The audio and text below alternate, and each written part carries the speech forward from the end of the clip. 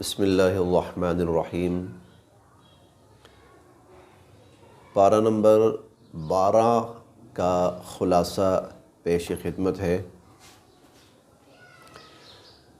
اس پارہ نمبر 12 کے مضامین میں سے ایک تو مضمون ہے جہاں سے پارہ شروع ہوتا ہے تو اللہ رب العزت نے انسان ہی نہیں بلکہ اس روئے زمین پر اور اس کائنات میں پائے جانے والی ہر مخلوق کے رزق کی ذمہ داری اپنے ذمہ لی ہے۔ چنانچہ اللہ تعالیٰ فرماتے ہیں وَمَا مِن دَابَّةٍ فِي الْأَرْضِ إِلَّا عَلَى اللَّهِ رِزْقُهَا، روئے زمین پر جو بھی جاندار ہے اس کا رزق اللہ کے ذمہ ہے۔ اور پھر اللہ تعالیٰ قرآن کریم میں یہ بھی فرماتے ہیں ما ارید منکم من رزق، میں تم سے کوئی رزق نہیں چاہتا، ان اللہ هو الرزاق، رزق تو اللہ دینے والا ہے۔ اور یرزقہ من حیث لا یحتسب، اپنی قدرت کے اظہار کے لیے اللہ تعالیٰ وہاں سے بھی انسان کو رزق عطا فرماتے ہیں جہاں سے اس کے وہم و گمان میں بھی نہیں ہوتا۔ تو انسان کے ذمہ ہے کہ وہ کوشش کرے، وہ محنت کرے، رزق کے حصول کے لیے اپنی صلاحیتوں کو لگائے، لیکن اس کو کیا ملے گا، کتنا ملے گا، کہاں سے ملے گا، کیسے ملے گا، یہ اللہ رب العزت کے اختیار اور اس کے قبضہ قدرت میں ہے۔ تو ایک مضمون تو اللہ تعالیٰ نے یہ بیان فرمایا کہ انسان کو اس حوالے سے مطمئن بھی ہونا چاہیے کہ میرا رازق اللہ ہے، وہ دینا چاہے تو کوئی روک نہیں سکتا، اور وہ نہ دینا چاہے تو پھر پوری کائنات مل کر دے کے دکھا دے۔ اس 12ویں پارے کے مضامین میں سے ایک مضمون حضرت نوح علیہ السلام کا، ان کی قوم کا، اور خاص طور پر یہاں اس 12ویں پارے میں یہ خاص طور پر ان کے بیٹے کا تذکرہ ہوا۔ حضرت نوح علیہ السلام کے اولادوں میں سے، ان کے بیٹوں میں سے ایک بیٹا تھا جو ان پر ایمان نہیں لایا۔ اللہ رب العزت کی طرف سے جب عذاب کا فیصلہ ہوا اور حضرت نوح علیہ السلام نے اللہ کے حکم سے وَاصْنَعِ الْفُلْكَ بِأَعْيُنِنَا وَوَحْيِنَا اور وَيَصْنَعُ الْفُلْكَ، کشتی بنانے کا حکم ہوا اور حضرت نوح علیہ السلام کشتی بنانے لگے۔ اب جب عذاب آنا تھا پانی کی صورت میں، سیلاب کی صورت میں، بارش کی صورت میں، تو جو لوگ اس کشتی میں ہوتے اللہ پاک ان کو بچا لیتے، اور جو کشتی میں نہ ہوتے وہ غرق ہو جاتے۔ حضرت نوح علیہ السلام کو حکم یہی ہوا کہ جو ایمان والے ہیں ان سب کو آپ اپنے ساتھ اس کشتی میں سوار کر لیجئے۔ کشتی روانہ ہونے لگی تو ان کا بیٹا ان کے ساتھ نہیں بیٹھا۔ نوح علیہ السلام اپنے بیٹے کو کہنے لگے یا بنی ارکم معنا ولا تکن مع الکافرین، اے بیٹا تم ادھر آؤ، میرے ساتھ کشتی میں سوار ہو جاؤ، ان کافروں کے ساتھ ہی نہ بنو، کیونکہ جو کشتی میں نہیں آئے گا، اس کشتی میں سوار نہیں ہوگا، اس کا انجام برا ہے۔ وہ کہنے لگا ابا جان کتنا پانی آ جائے گا، سآوی الی جبل، میں پہاڑ پہ چڑھ جاؤں گا، یعصمنی من الماء، یہ پہاڑ مجھے پانی سے بچا لے گا۔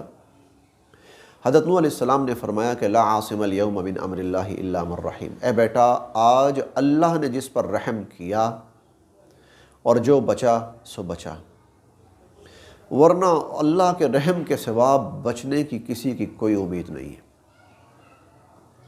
وحال بینہم الموج، یہ بات چیت چل رہی ہے اور ایک لہر آئی، اور اس لہر نے نوح علیہ السلام کے اس بیٹے کو اٹھا کر پانی میں پٹک دیا اور وہ بیٹا بھی ہلاک ہو گیا۔ فکان من المغرقین۔ نوح علیہ السلام نے جب بعد کے اندر اللہ تعالیٰ نے حفاظت فرما لی، نجات دے دی، تو نوح علیہ السلام نے اللہ کے حضور ایک دعا کی، یا آپ کہہ لیجئے کہ اللہ کے حضور اپنا ایک شکوہ سا پیش کیا، اور کہنے لگا وَنَادَى نُوحٌ رَبَّهُ فَقَالَ رَبِّ إِنَّ ابْنِي مِنْ أَهْلِي، اللہ میرا بیٹا تو میرے اہل میں سے تھا، وَإِنَّ وَعْدَكَ الْحَقُّ، اور آپ کا وعدہ تو سچا ہے، اور آپ نے کہا کہ آپ کے اہل کو بچا لیں گے۔ تو یا اللہ وہ تو میرے اہل میں سے تھا، تو وہ آپ نے اس کو غرق فرما دیا۔ حضرت اللہ تعالیٰ نے فرمایا کہ انہ لیس من اہلک، اے نوح وہ آپ کے اہل میں سے نہیں تھا، انہ عمل غیر صالح، اس کے اعمال ٹھیک نہیں تھے، اس کے اعمال ٹھیک نہیں تھے۔ جب تک اعمال ٹھیک نہیں ہے، جب تک عقیدہ ٹھیک نہیں ہے، جب تک ایمان نہیں ہے، اس وقت تک اللہ کی رحمت اس انسان کے اوپر متوجہ نہیں ہو سکتی۔ وہ انسان اللہ کی رحمت کا مستحق نہیں بن سکتا جب تک وہ ایمان پر اور اللہ کی ذات پہ یقین پر نہ ہو اور اس کے اعمال ٹھیک نہ ہو۔ اس لیے حضور علیہ الصلوۃ والسلام ایک بات ارشاد فرماتے ہیں، دیکھیں بیٹا ہے نبی کا، اور اس وقت روئے زمین پر یہی ایک نبی موجود ہے، اس نبی کا بیٹا ہے، نسب بہت بڑا ہے، نسب بہت عالی ہے کہ نبی کا بیٹا ہے، لیکن چونکہ نبی کے راستے پر نہیں ہے، ہدایت پر نہیں ہے، گمراہی پر ہے، تو نبی کا بیٹا ہونا اس کو نہیں بچا سکا۔ نبی خود کہہ رہے ہیں آجا تاکہ تم بچ جائے، لیکن نبی کہہ رہے ہیں نبی کا بیٹا ہے لیکن ایمان نہیں ہے، ہدایت پر نہیں ہے، تو اس کا بیٹا ہونا، نبی کا بیٹا ہونا، اس کا اتنا عالی نسب ہونا اس کو اللہ کے عذاب سے نہیں بچا سکا۔ اسی پر حضور علیہ الصلوۃ والسلام ایک بات ارشاد فرماتے ہیں، آپ نے فرمایا کہ جس کا عمل کم ہو اس کا حسب اسے آگے نہیں کر سکتا، جس کا عمل پیچھے ہو، جس کا عمل کم ہو، جس کا عمل خراب ہو، اس کا حسب نسب اس کو آگے نہیں کر سکتا۔ تو اصل چیز کیا ہے؟ ایمان، اعمال صالحہ، عقائد کی درستگی۔ جب یہ چیزیں ہیں تو پھر جو نبی کے بیٹے نہیں بھی تھے نا وہ بھی بچ گئے، اور جب یہ چیز نہیں تھی نا تو جو نبی کا بیٹا بھی ہے، نبی کے گھر والا بھی ہے، وہ بھی نہیں بچ سکا۔ اسی طرح حضرت نوح علیہ السلام کی اہلیہ وہ بھی نہیں بچ سکی، وہ بھی اس عذاب کا شکار ہوئی۔ یہ دوسرا مضمون ہو گیا۔ تیسرا جو مضمون ہے اس 12ویں پارے کا، وہ قوم لوط کا تذکرہ ہے۔ اس 12ویں پارے میں تقریباً انبیاء علیہم السلام ہی کا تذکرہ زیادہ تر چلتا ہے اور ان کی قوموں کا۔ نبی آئے، قوم کو سمجھایا، ہدایت کی طرف راغب کیا، ترغیب دی، قوم نہیں آئی ہدایت پر، قوم تباہ ہوئی۔ اسی میں سے حضرت لوط علیہ السلام کا واقعہ بھی ہے۔ حضرت لوط علیہ السلام کو جس قوم کی طرف اللہ تعالیٰ نے، یہ اردن کے علاقے تھے، ان کی طرف مبعوث فرمایا، حضرت نوح علیہ السلام کی قوم ایک بہت ہی غلط حرکت میں مبتلا تھی، اور وہ غلط حرکت جو تھی وہ جس کو ہم جنس پرستی بھی کہا جاتا ہے اور جس کو بدفعلی بھی کہا جاتا ہے، یعنی مردوں سے اپنی شہوت اور خواہش پوری کرتے تھے۔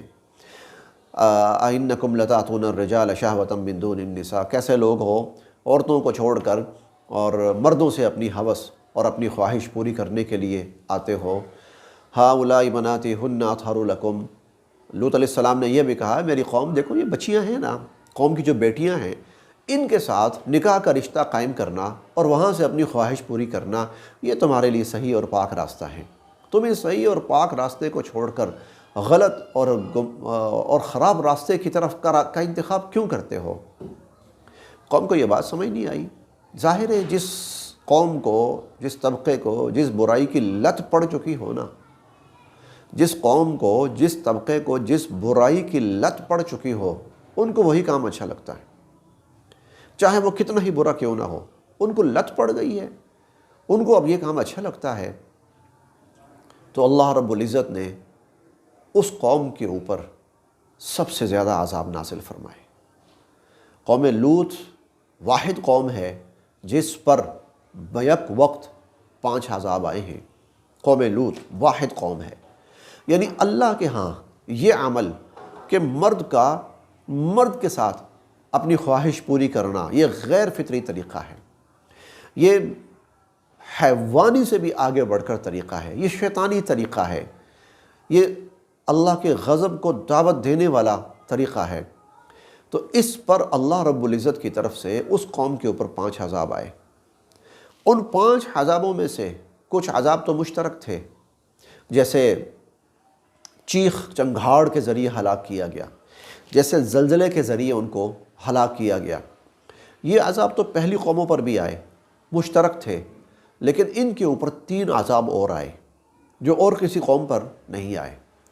ان پر ایک عذاب آیا کہ اللہ تعالیٰ نے ان کے اوپر پتھروں کی بارش برسائی۔ وَأَمْطَرْنَا عَلَيْهِمْ حِجَارَةً مِّن طِينٍ حِجَارَةً مِّن سِجِّيلٍ مَّنضُودٍ مُّسَوَّمَةٍ۔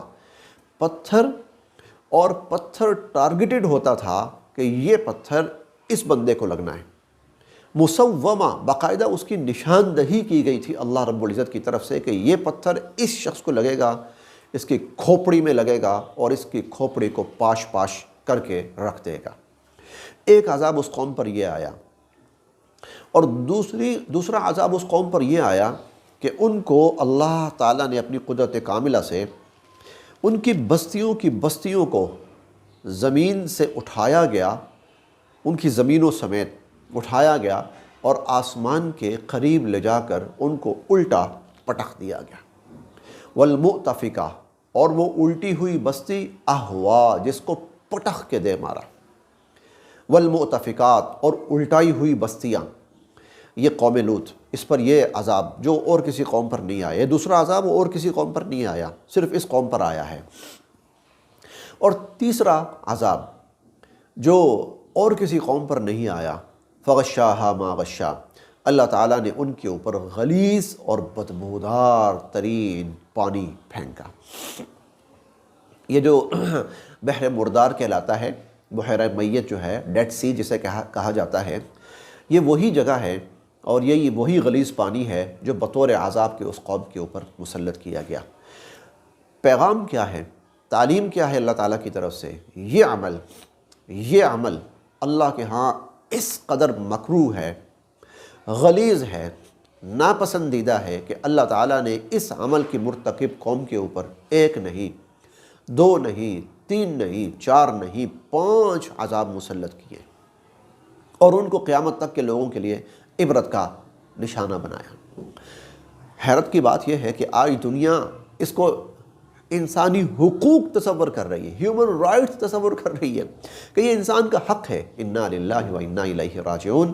دیکھیں، جب انسان ہدایت سے ہٹتا ہے نا تو اس کی فطرت مسخ ہو جاتی ہے۔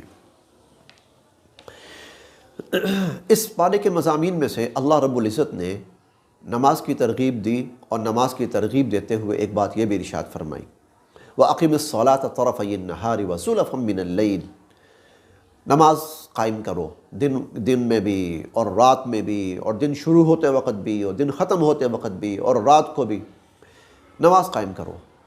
آگے اس کا فائدہ بیان فرمایا، اور فائدہ یہ بیان فرمایا کہ ان الحسنات یذہبن السیئات، یہ جو نیکیاں ہوتی ہیں نا، یہ برائیوں کو مٹا ڈالتی ہیں، نیکیاں برائیوں کو ختم کر دیتی ہیں۔ یہ فائدہ تو ہم سے اگر گناہ ہوتا ہے تو ہمیں چاہیے کہ ہم ساتھ ساتھ نمازوں کا اہتمام جاری رکھیں۔ اللہ پاک ان کی برکت سے ہمارے گناہوں اور ہماری خطاؤں اور ہماری غلطیوں کو بھی معاف فرماتے جائیں گے۔ 12ویں پارے میں سورہ یوسف بھی شروع ہوتی ہے، اور قرآن کریم نے اس صورت کو اور اس صورت میں بیان ہونے والا جو حضرت یوسف علیہ السلام کا واقعہ ہے اس کو احسن القصص قرار دیا ہے۔ آج کی اس ویڈیو میں اور آج کے اس خلاصے میں، 12ویں پارے کے خلاصے میں، یوسف علیہ السلام کے واقعے یا سورہ یوسف کے 2 مضامین بیان کرنے ہیں۔ ایک مضمون تو یہ ہے کہ حضرت یوسف علیہ السلام جس خاتون کے گھر میں قیام پذیر رہے، تو وہ خاتون شیطان کے بہکاوے میں آئی اور اس نے حضرت یوسف علیہ السلام کے ساتھ برائی کا ارادہ کیا۔ وَلَقَدْ هَمَّتْ بِهِ، اور اس نے حضرت یوسف علیہ السلام کے ساتھ برائی کا ارادہ کیا۔ چونکہ وہ وقت وہ جو خاتون تھی وہ مصر کی با اثر ترین، طاقتور ترین اور حاکم وقت کی، قرآن کریم کہتا ہے امراۃ العزیز، جو حاکم وقت تھا اس کی عورت تھی تو انتہائی با اختیار اور انتہائی اثر رسوخ والی اور انتہائی وسائل والی۔ چنانچہ اس نے حضرت یوسف علیہ السلام سے اپنی خواہش پوری کرنے کے لیے جتنے راستے جس سے یوسف علیہ السلام بچ کے نکل سکتے تھے وہ سارے راستے بند کر دیے۔ قرآن کریم کہتا ہے وغلقت الابواب، اس نے سارے دروازے بند کر دیے، یوسف علیہ السلام اس کے شر سے بچ سکے، بچ سکنے کے جتنے دروازے تھے اس نے بند کر دیے۔ وقالت حیت لک، اور کہنے لگی کہ اب تو تمہارے پاس جانے کا راستہ ہی کوئی نہیں، آؤ میرے طرف آؤ۔ یوسف علیہ السلام نے اس برائی سے بچنے کا ارادہ کیا، قال معاذ اللہ، کہا میں اللہ کی پناہ میں آتا ہوں، میں معافی مانگتا ہوں ایسے گناہ سے، اور میں اللہ کی پناہ چاہتا ہوں ایسے گناہ سے۔ اور یوسف علیہ السلام اس گناہ سے بچنے کے لیے بھاگے۔ یوسف علیہ السلام جب اس گناہ سے بچنے کے لیے بھاگے، اللہ تعالیٰ نے حضرت یوسف علیہ السلام کی مدد فرمائی۔ کیسے؟ نمبر 1، وہ جتنے دروازے اس نے بند کیے تھے اللہ رب العزت نے ان دروازوں کو کھولنا شروع کر دیا، اور جتنے راستے اس نے بند کیے تھے ان سب راستوں کو اللہ رب العزت نے کھولنا شروع کر دیا۔ اب یہ خاتون پیچھے بھاگ رہی ہے اور یوسف علیہ السلام آگے بھاگ رہی۔ اس خاتون نے یوسف علیہ السلام کو پکڑنے کی کوشش کی تو یوسف علیہ السلام کا کرتا پیچھے سے اس خاتون کے ہاتھ میں آ گیا، اس نے کھینچا تو کرتا پھٹ گیا۔ واستبق الباب وقدت قمیصہ من دبر والف یا سیدہا لدى الباب، جب آخری دروازہ کھلا تو اس خاتون کا شوہر عزیز مصر وہ دروازے کے سامنے کھڑا ہوا ہے۔ جب اس نے یہ منظر دیکھا تو اسے سمجھ نہیں آئی کہ یہ کیا ہے، کیونکہ دونوں بھاگتے ہوئے آ رہے ہیں۔ یکدم وہ جو عورت تھی عزیز مصر کی بیوی، اس نے پینترا بدلا، اس نے پلٹا کھایا، اس نے وہ جو مکر ہوتا ہے عورت کا، جس کو اللہ تعالیٰ فرماتے ہیں کہ ان کیدکن عظیم، تمہارا مکر تو بہت ہی خطرناک ہوتا ہے، اس نے اپنے اس مکر کا اظہار کیا، اس مکر کو اس نے پیش کیا، سامنے لائی۔ یکدم معصوم اور مظلوم بن کر اپنے شوہر کو کہنے لگی ما جزاء من اراد باہلک سوءا الا ان یسجن وعذاب علیم، شکر ہے آپ آ گئے، دیکھو یہ میرے ساتھ کیا کرنے لگا تھا، آپ نہ آتے تو میں تو لٹ گئی تھی، آج میں تو رول گئی تھی، آج میری تو عزت تار تار ہو جاتی۔ ایسے شخص کو نہیں بچنا چاہیے، اس کو سزا دیں، اس کو پکڑیں، اس کو جیل میں ڈالیں، یہ اتنا احسان فراموش، اتنا احسان فراموش، ہم نے پالا، یہ سب کچھ کیا۔ اب عورت جب اس طرح کا اظہار کرے تو یکدم آدمی کی عقل بھی دھوکہ کھا جاتی ہے، اور وہ یہی سمجھا، عزیز مصر یہی سمجھا کہ یوسف علیہ السلام ایسا کرنا چاہ رہے تھے۔ یوسف علیہ السلام نے کہا کہ میرا کوئی برائی کا ارادہ نہیں تھا، یہ تو اس عورت نے میرے ساتھ ایسا کرنا چاہا تھا۔ وہ کہنے لگا یہ کیا بات ہے؟ وہ کہنے لگا میں ثابت کر سکتا ہوں، یوسف علیہ السلام نے کہا میں ثابت کروں گا، میں کوئی گواہی لاؤں گا۔ اب اللہ رب العزت نے حضرت یوسف علیہ السلام کی پاکیزگی کو ثابت فرمایا۔ کیسے ثابت فرمایا؟ یوسف علیہ السلام کی برات کو ثابت فرمایا کہ قصوروار یوسف علیہ السلام نہیں ہے، یہ عورت ہے۔ ایک معصوم بچہ، اس معصوم بچے کو اللہ رب العزت نے قوت گویائی دی، اور وہ وشہد شاہد من اہلہا، اور وہ گواہ کہنے لگا ان کان قمیصہ قد من قبل، یوسف علیہ السلام کی قمیص دیکھ لو، پیچھے سے پھٹی ہے یا آگے سے پھٹی ہے؟ پیچھے سے پھٹی ہے تو یہ جو خاتون ہے یہ قصوروار ہے، یہ غلط ہے، یہ خطا کار ہے، اور اگر آگے سے پھٹی ہے وَإِنْ كَانَ قَمِيصُهُ قُدَّ مِنْ قُبُلٍ، اور اگر آگے سے پھٹی ہے تو پھر یوسف علیہ السلام قصوروار ہیں اور وہ خطا کار ہیں۔ فَلَمَّا رَأَىٰ قَمِيصَهُ قُدَّ مِنْ دُبُرٍ، جب قمیص دیکھی تو پیچھے سے پھٹی ہوئی تھی۔ معصوم چند دن کا بچہ جس کا بولنا ممکن نہیں ہے، اس نے اتنی بڑی گواہی دی، کہنے کو کچھ بھی نہیں رہا تھا پیچھے۔ یوسف علیہ السلام کی برات بالکل ہر کسی کی اور ہر کسی کی آنکھوں کے سامنے آ گئی۔ سبق کیا ہے؟ بہت بڑا سبق کیا ہے جو اللہ تعالیٰ دینا چاہتے ہیں؟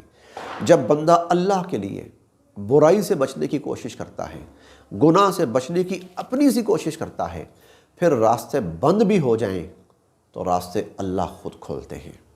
پھر لوگوں کے سامنے اس کی پاکی اور اس کی برات کی کوئی ثبوت اور دلیل نہ بھی ہو تو اللہ اپنے غیب سے اور اپنے فضل و کرم سے اللہ تعالیٰ پاکیزگی اور اس کی برات کے ثبوت پیش فرماتے ہیں۔ مضامین تو بہت سارے ہیں، اختصار کے پیش نظر چند باتیں عرض کی۔ اللہ تعالیٰ ہم سب کے لیے عمل کی راہیں آسان فرمائے۔